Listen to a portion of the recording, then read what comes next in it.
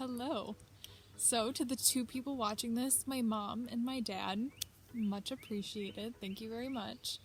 But I actually wanted to make this YouTube video because I used to feel sad all the time. I mean, truly all the time. And I know that so many other people also feel sad all the time. And my therapist recommended the book, A Man's Search for Meaning by Viktor Frankl. And it really changed how I think. And I am so excited about this book that I thought I want to talk about it even more. So what better platform than YouTube to chat about this? Every single person contemplates, what is the meaning of life?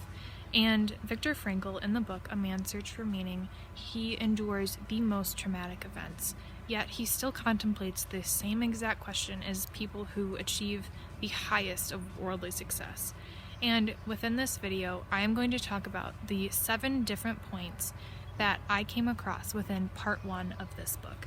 And I am going to try and answer some of these very challenging questions through what Frankl has said within his book. Now, I don't need to sit here and talk about why depression is bad, but I was thinking of what's behind it. Why is depression bad? And the conclusion I came to is that it dismantles the person's desire for self-preservation. And Frankl talks about something kind of similar to that. And he says that the best of them did not return. And what he means by this is those with the purest of hearts, they didn't come back from the camp. Those were the people who died. And this is not to say that people should not be pursuing good and trying to be good, because Plato and God, they both talk all about how that's the way to go. But it is to say that people and who they are, self-preservation is important to that. Number 2, the second point that Frankl makes is that textbooks tell lies, and men, if they can get used to anything. Several examples that he gives are the vitamin deficiency that all of the prisoners endured, and despite that, their gums were healthier than ever. The lightest of sleepers slept very heavily during their stay in Auschwitz and Dachau, and the lack of ability to clean themselves, yet their wounds never festered and never became infected. And all of this points to, and what I think Viktor is trying to say here, Viktor, like I know him, Frankl, is that you can't let intellectuals or your mind get in the way of becoming better. And real life examples of this are people say, I just have a bad temper, it's in my blood, you can't teach an old dog new tricks. Or I'll never be able to wake up early. That's just not who I am. Frankl would say otherwise. Man can truly get used to anything as long as it becomes habit. Number 3. Suffering allows for the individual to experience a spiritual freedom and to grow into that spiritual freedom. This is because going through trials but seeing religion as the end of it provides a purpose for all of the suffering that a person endures.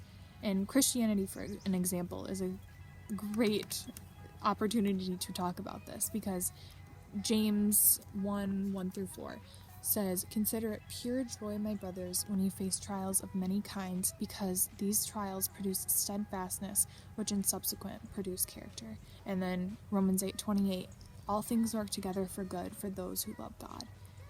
God makes those promises to us, and I'm sure because he's God, he intends to keep them. And what is the point of all this is that religion can give a meaning to life, and that is something that could possibly help with sadness. Number 4, love is the ultimate and highest goal as to which a man can aspire. Frankl explains that contemplation of what you love is bliss. Loving others helps you, and hating others hurts you. A cliche, I know, but a particular story was quite moving on this subject. There were 2 different men. The first man was a scientist and the second one a father. Both men were contemplating suicide. The first man, Frankl reminded him he was a father. and then he reminded him that is what he loves. He loves his son, and he wants to return to his son. The second man, Frankl reminded him that he was the only one who could publish this book on a particular scientific subject. And both of these saved those men's lives. So, remembering your purpose and coming up with a purpose if you don't have one can help when feeling sad. Number 5. A short one and my favorite, humor. This is the soul's weapon to protect oneself and fight for self-preservation. Everybody loves to laugh, and this is why you see all these cancer patients and people who are going through horrible things using this mechanism to talk about themselves. It's something that, because everyone loves to laugh, it's just something that makes you feel good and protects you from bad things going on. Number 6. This is the power of the mind, and I know everyone says the mind is so powerful, which it is. Man, the more I read about it, the more I cannot believe.